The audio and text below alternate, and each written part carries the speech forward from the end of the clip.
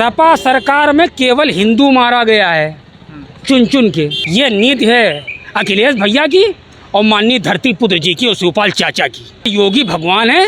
राजा का बेटा राजा, राजा का बेटा राजा होगा।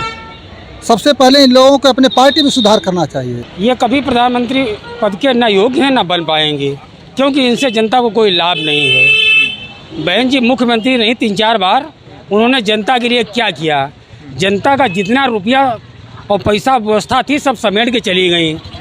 बाकी बची कुची बसपा डॉक्टर सतीश चंद्र मिश्रा जी खा गए। अच्छा। तो दोनों को तो भला हुआ बसपा से, मायावती को डॉक्टर सतीश चंद्र मिश्रा का, लेकिन किसी दलित का भला नहीं हुआ। दलितों का इन दोनों ने सर्वनाश कर दिया है। इसलिए बहन जी कभी प्रधानमंत्री न बन सकती हैं न उसके योग्य हैं। और अखिलेश, क्योंकि अखिलेश नारी जाति का उतना सम्मान नहीं कर पाए जितना इन्हें करना चाहिए था, लिहाजा ये भी प्रधानमंत्री पद के योग्य नहीं।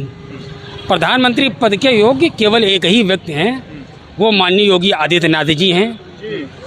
वो भगवान राम का अवतार हैं।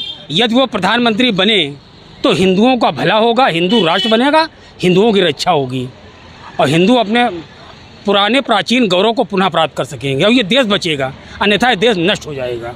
प्रधानमंत्री के बाद अगर दूसरा विकल्प आप योगी को देख रहे हैं? जी, पहला और आखिरी विकल्प, उनके सिवा कोई विकल्प नहीं। इसीलिए तो ऐसा नहीं कि अखिलेश और मायावती की बुराई कर रहे हैं आप? नहीं, तो वो लोग सफाई दे दें कि उन्होंने जनता के लिए क्या किया है। हम तो खड़े हैं, उन्होंने क्या किया है? सपा सरकार में क्या हुआ है? हैं, आप बताइए। सपा तो कह रहे हैं इस सरकार में महंगाई बेरोजगारी सब बढ़ गई है। सपा सरकार में केवल हिंदू मारा गया है चुन चुन के, और मुसलमानों को जितना बढ़ाया जा सकता था उतना बढ़ाया गया है। सपा का बस चले तो 24 घंटा में हिंदू मारा जाए और ये देश पाकिस्तान बन जाएगा। और बताओ, ये नीति है अखिलेश भैया की और माननीय धरती पुत्र जी की और शिवपाल चाचा की।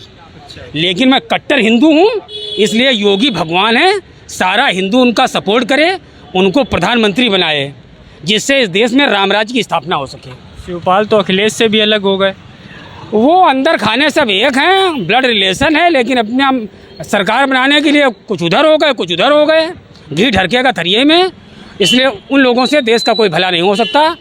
अगर वो लोग पावर में आएंगे तो हिंदुओं का और बहू बेटियों का नुकसान हो जाएगा। ये आप कैसे देख रहे हैं इसको? देखिए, अखिलेश जी और मायावती जी का जो पीएम उम्मीदवारी का जहाँ तक मामला है, सबसे पहले इन लोगों को परिवारवाद छोड़ना चाहिए। देश परिवारवाद से राजशाही नहीं आज है, आज लोकतांत्रिक देश है ना।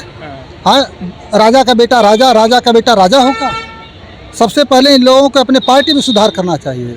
जो परिवारवाद के लोग हैं, जो जातिवाद करते हैं, उनको देश की इतने बड़े पद पर बैठने का, उस पर नाम लेने का इनको हक नहीं है। और जहाँ तक इनका, ये लोग खाली सगुफा छोड़ रहे हैं, इनमें कोई दम नहीं है। बहुजन समाज पार्टी की हालत आप देख ही रहे हैं। परिवारवाद करते, जातिवाद करते करते कहाँ पहुँच गई, और समाजवादी पार्टी परिवारवाद करते करते कहाँ पहुँच गई, जातिवाद करते करते कहाँ पहुँच गई। तो ये लोग पहले अपने पार्टी को, अपने आंतरिक चरित्र को सुधारें, उसके बाद प्रधानमंत्री की दावेदारी करेंगे। दादा, आपका क्या नाम है? आप कैसे देख रहे हैं मुलायम वो अखिलेश यादव और मायावती को पीएम उम्मीदवार के रूप में? मेरा नाम रामायण राजभर है। और पार्टी जो ये सपा और बसपा का जो मुद्दा है, ये पार्टी का डाउन होना या झुकना, भाजपा को जीतना, यही मेन कारण है। ये लोग जो है परिवारवाद और जातिवाद को ही लेकर के चला है। तो इन दो माया जी के तो मैं बात ही नहीं करूंगा। उनकी स्थिति आपने अभी चुनाव में, आपने उपचुनाव में भी देखा माया जी की क्या स्थिति थी, विधानसभा चुनाव में क्या स्थिति देखा। और रही बात अखिलेश यादव की, तो अखिलेश यादव को उत्तर प्रदेश जो उनका, जहाँ के वो मुख्यमंत्री रहे हैं, वहाँ उत्तर प्रदेश में उनकी क्या स्थिति है, यहाँ की जनता ने पहले उनको नकार दिया है। तो हमें लगता है कि उनको अभी उत्तर प्रदेश में मेहनत करना चाहिए, और पता चलेगा कि बड़े बड़े सपने के चक्कर में और लोगों के बहकावे में यहाँ जो कुछ सीटें बची हैं वो तो स्वाभाविक है कुछ कम होंगी। और अगर इनका और ऐसा ही सपना बढ़ता रहा तो सीटें हमको लगता है कि दहाई में आ जाएगी। अभी तो कुछ सैकड़े में है, लेकिन दहाई में आने में समय नहीं लगेगा। तीसरे मोर्चे के साथ अखिलेश अपनी दावेदारी और मायावती अपनी दावेदारी कर रहे हैं पीएम पद के लिए, क्या कहना चाहिए? मैं सिर्फ इतना ही कहना चाहूँगा कि अभी जो पिछला चुनाव 2019 में था, तो इसमें दोनों पार्टियां मिल करके आजमा चुकी हैं। अब उससे ज़्यादा कुछ नहीं होने वाला।